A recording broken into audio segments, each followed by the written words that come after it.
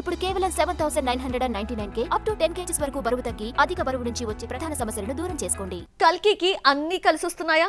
Positive talk వస్తే రికార్డులు బద్దలైపోవడం ఖాయమా? ఎవ్వరూ ఊహించని విధంగా కల్కి ప్రీ బుకింగ్స్ అదిరిపోయాయి. మొదటి రోజే వరల్డ్ వైడ్ గా 200 కోట్లు వస్తుంది అని లెక్కలు కట్టేస్తున్నారు. ఈ లెక్కన కల్కి మరో 1000 కోట్ల సినిమా అవుతుందా? కల్కి దర్శకుడు నాగ్ అశ్విన్ నానితో ఎవరే సుబ్రహ్మణ్యం తీసి గుర్తింపు పొందాడు. సావిత్రి జీవిత చరిత్రను కథగా రాసుకొని మహానటి తీసి టాలెంటెడ్ డైరెక్టర్ అనిపించుకున్నాడు. మూడో సినిమా కల్కితో ఫస్ట్ టైం స్టార్ హీరోను డైరెక్ట్ చేశాడు. హైయెస్ట్ ఇండియన్ బడ్జెట్ గా 600 కోట్లతో కల్కి తీశాడు. ఎలా తీస్తాడు, ఏం తీస్తాడు అన్న డౌట్ ఉన్న వాళ్ళకి టీజర్ ట్రైలర్ తో ఆన్సర్ ఇచ్చి హైప్ తీసుకొచ్చాడు. పురాణాలను సైంటిఫిక్ కథతో కలిపి తీసిన కల్కి ఎలా ఉంటుందన్న దానికంటే ఏ రికార్డ్స్ బ్రేక్ చేస్తుంది అని కొందరు లెక్కలేసుకుంటున్నారు. సమ్మర్లో రావాల్సిన కల్కి ఎన్నికల కారణంగా షూటింగ్ లేట్ అవడంతో వాయిదా పడింది. Release date June 27. Cinema season కాదు, హాలిడేస్ లేవు, చివరికి లాంగ్ వీకెండ్ కూడా కాదు.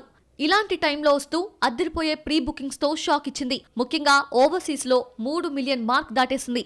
ఇండియాలో 4,000, ఓవర్సీస్ లో 4,500 స్క్రీన్స్ లో, వరల్డ్ వైడ్ గా 8,500 స్క్రీన్స్ లో రిలీజ్ అవుతోంది. RRR 10,200 థియేటర్స్ లో విడుదలైన ఏపీ, తెలంగాణలో భారీగా పెరిగిన టికెట్ రేట్స్ కల్కికి కలిసి రాబోతున్నాయి. తెలుగు సినిమా 1000 కోట్లు చూసి చాలా కాలమైంది. బాహుబలి 2, RRR మాత్రమే ఈ అరుదైన ఫీట్ దాటింది.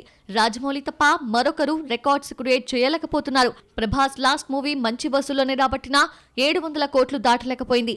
కల్కి ఓపెనింగ్స్ చూస్తుంటే మొదటి రోజే వరల్డ్ వైడ్ గా 190 నుంచి 200 కోట్ల గ్రాస్ కలెక్ట్ చేస్తుందని అంచనా వేస్తున్నారు. పాజిటివ్ టాక్ వస్తే కల్కికి 1000 కోట్లు పెద్ద విషయం కాదు.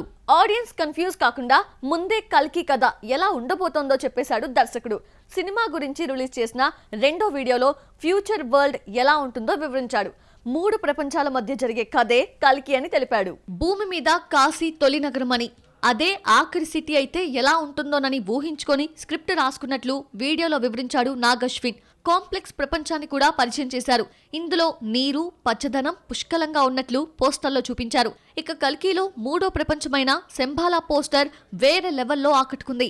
కల్కి బడ్జెటే కాదు, కాస్టింగ్ కూడా పెద్దదే. 18 ఏళ్ల తర్వాత సీనియర్ హీరోయిన్ శోభన కల్కితో తెలుగులోకి రీ ఎంట్రీ ఇస్తోంది. కల్కి సినిమాల్లో చాలా మంది హీరోస్ ఉన్నారన్న టాక్ కూడా వినిపిస్తోంది. వైజయంతి మూవీస్ బ్యానర్ లో నటించిన చాలా మంది హీరోస్ కనిపిస్తారని టాక్. దుల్కర్ సల్మాన్, విజయ్ దేవరకొండ, నాని, మృణాల్ ఠాకూర్ పేర్లు వినిపిస్తున్నాయి. సినిమాకు సీక్వెల్ ఉన్న విషయాన్ని కూడా క్లైమాక్స్ లోనే చెబుతారట. అమితాబ్ మనంలో నటించిన గెస్ట్ అపీరెన్స్ ఇచ్చాడు. సైరాలో కనిపించిన నిడివి తక్కువే. ఫస్ట్ టైం కల్కిలో లెంతీ రోల్ పోషించాడు.